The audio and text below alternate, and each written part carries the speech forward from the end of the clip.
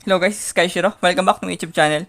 So for today's video, we're going to talk about top 5 meta decks after the January 2023 OCG banlist. So this is the recent banlist. So this list is post banlist after the Delaments hits and Kashtira hits. So let's talk about the banlist first. So Konami banned Delaments Kit Kalos, rightfully so, because Delaments have been dominating the metagame for a very long time. I guess it's been a year or almost a year with their domination, so it is just rightful to nerf them at the fullest. So we have the Kit Kalos ban and the Sharon R1 and Reinhardt R1. So I guess Tearlaments is definitely unplayable in competitive scene. I guess you can manage to pull them off using King of the Swamp at sometimes, but I think it is a casual deck only right now. And a second notable hit also is on Fluandris. The hit on Barrier State of Stormwinds will make them less oppressive. I think they are playable but not as oppressive as before. So these are the hits. So it is expected that there is no tier laments at last on this top 5 meta decks list. So let's get started. Coming at number 5, we have Pendulum dracoslayer. So this deck is a very explosive one, an explosive combo deck that can set up multiple negations on their board and can overwhelm the opponent on the turn 0. So this deck can make a huge board and multiple negations with the Hope Harbinger, Abyss Dweller, Borreload Savage, and Apollousa, both of the goddess. So this deck can create a lot of interruptions also and floodgating presence with the Dweller. So I do think this deck is very strong, but it loses quite arguably against the Dark Ruler No More, and also Nibiru is a very good card against them. On the last Japan Championship, I guess, or yeah, Japan Championship, they saw some success with 2 finishing performance at top 4, but it is because no players are playing Nibiru at that time on the deck, so they are left unchecked on that tournament. But I guess they are strong, and also Maxi is a huge blowout card to them because they tend to special summon a lot. So Maxi is very valuable card against them. So this is the number 5, the Pendulum dracoslayer. The next we have Sprite Tri-Brigade. So Sprite Tri-Brigade is a very mid-range type of deck into a combo wish one because they can special summon a lot and can make multiple interruptions as well. Like Pendulum dracoslayer, they can make Apollousa with IP Masquerena and other link to fathers and materials in the turn of opponent. And also, they have a very powerful trap card, namely Tri-Brigade Revolt, that can special summon Shurig and banish an untargetable banish to the opponent. So it is very strong. A soul charge with direct link summon. With the Sprite Corporation, they have a good synergy with their level 2, link to rank 2 mechanics. So they can utilize the Tri-Brigade kit and Tri-Brigade Keras and also the Tri-Brigade Ferret and the Sprite cards with Sprite Blue, Sprite Jet, and Sprite Carrot and Red. They have a good synergy with the Sprite due to being level 2 and link to rank 2. So I think this is a very good deck to play on this format, but ultimately they can struggle against the hand traps such as Infinite Permanence and Effect Veiler on multiple occasions in their choke points. So they are also prone to Raigeki and other blowout cards such as Lightning Storm because they are link monsters. They can be affected by Lightning Storm and they don't have Omni Negate on the field, so they can be wiped with Raigeki. So this is the number 4 best deck on this list, Sprite Tri-Brigade. The next we have Runick. I personally think Runick is a very strong deck because they can have a ridiculous amount of draw power. They can play Path of Duality, Cards of Demise, Path of Desires, Upstart Goblin. You can name those draw power cards and card advantages. They can play them all on their deck list to have a maximum potential of consistency. And also, they can play a lot of back row, annoying back row cards, as there can be only one, and skill drain. They can sit on floodgates, and their main strategy right now is decking out the opponent and stunning them with those cards. And also, Messenger of Peace became a very substantial part of the Runick on this format, because Messenger of Peace is a Saki card that can help you to deck out your opponent using the Runick strategy. And also, Messenger of Peace is a very cancerous card. It is like a Swords of Revealing Light, but continuous one. So, Runick is definitely a deck to watch out, because if not unchecked, this Runick can deck you out and gain some ridiculous card advantages on their hand, because Runick cards can be activated on the hand.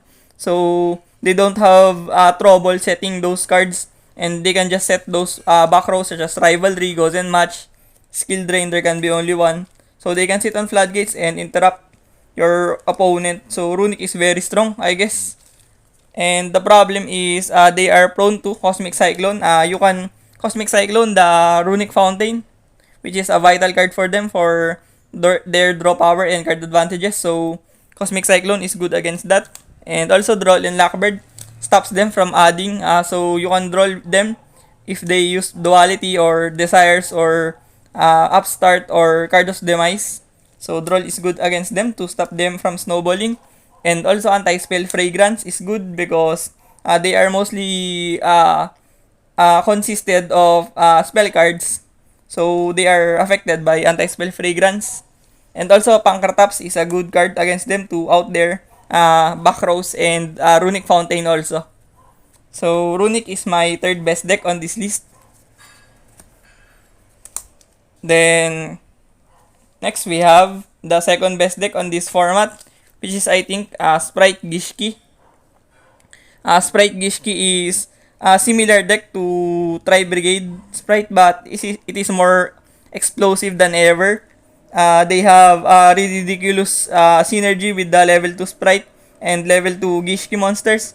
They can set up a lot more negations on the field, more over than Brigade Sprite, and also they have a complex style of gameplay, which they can summon a lot of monsters on the field, and they have good damage output also, because they can summon the ritual level 10 of the Gishki, which has high attack and can be made into Gustav Max later on to burn for damage, and also it has also negate. So this is like a Drytron and Dry Brigade with Sprite Engine in one deck. So this is very oppressive. So like Pendulum Magician Dracoslayer, they are very prone to Nibiru and Dark Ruler No More, and also moreover Maxi, because they are a combo deck, a very explosive one, so they can get affected by these cards,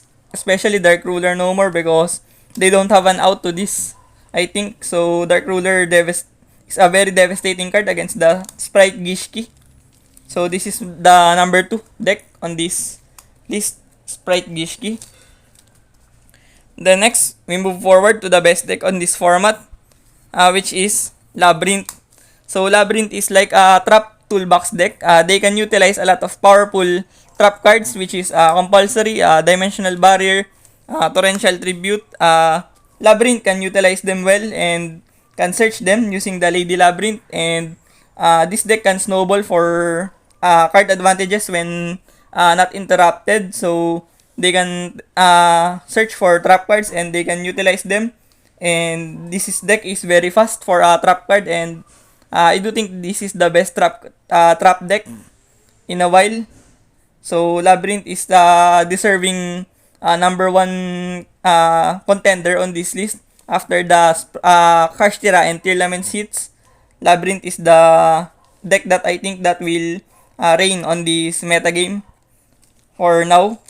And also, they can be affected by board wipes such as Evenly Match, which they can also play in the main deck because they are linear on trap cards. They can play also Evenly to wipe boards, but they are relatively weak against Evenly because it can out the back row shenanigans of Labrynth and also Harpy's Feather Duster, which is I think a very good back row card right now to out the Labrynth and the pesky trap cards on their disposal.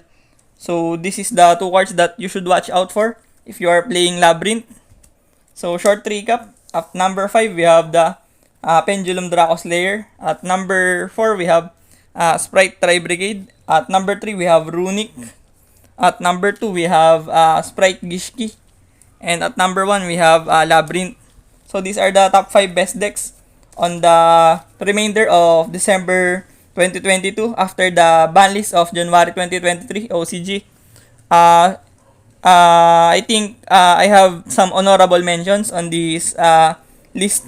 I want to shout out the trap tricks on this particular format. The structure deck of trap tricks became a very good support to them. They are much more faster than ever. They can combo off with their monsters and can ultimately make a board that is considerable enough to take them on the metagame representations. So Traptrix is a very good deck right now.